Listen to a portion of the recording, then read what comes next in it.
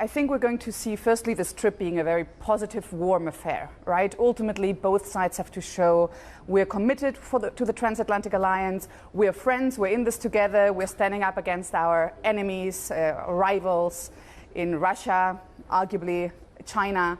So that will be the main message. So I expect some positive announcements, right? Most likely there's going to be a deal around critical minerals. But ultimately, I do not expect that there are going to be meaningful concessions, simply because it's not in the US interest, right? The IRA is there to make American industries in clean tech stronger. And it's a reality that so far European leaders have been, the winners in this field. So for the IRA to make any sense, they need to get these European businesses to come and set up shop in the US. So what does that mean for Europe? Where does that leave them? I certainly take your point. It's not in the US's interest to make concessions, any meaningful concessions, the ones that Europe might be looking for. So what does the Commission then have to do? Well, it's a very tricky situation because ultimately the EU cannot match the IRA. The political realities on the nation-state level do not make that possible. There's no appetite for a big amount of money right now to be spent on the IRA. They're going to come up with small solutions. So the most obvious one is going to be a relaxation of state aid on the country level.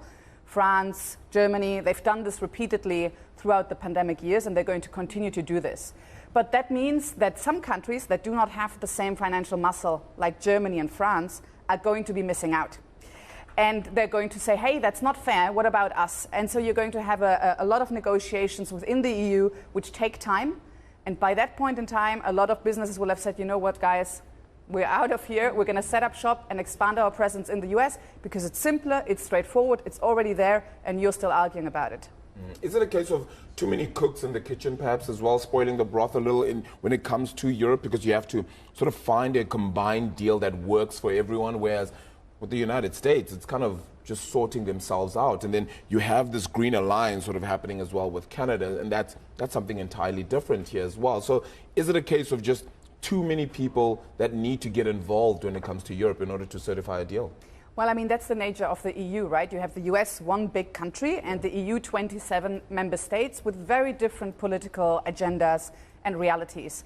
Ultimately, they always meet at the lowest common denominator, right? Because that's the only area where you find agreement. And it takes time. The EU has been very successful. And when you think about what has happened over the last couple of years, COVID, the war, they have managed to come up with solutions to problems. The challenge is that the EU always looks backwards rather than forwards. So they mainly react rather than plan ahead.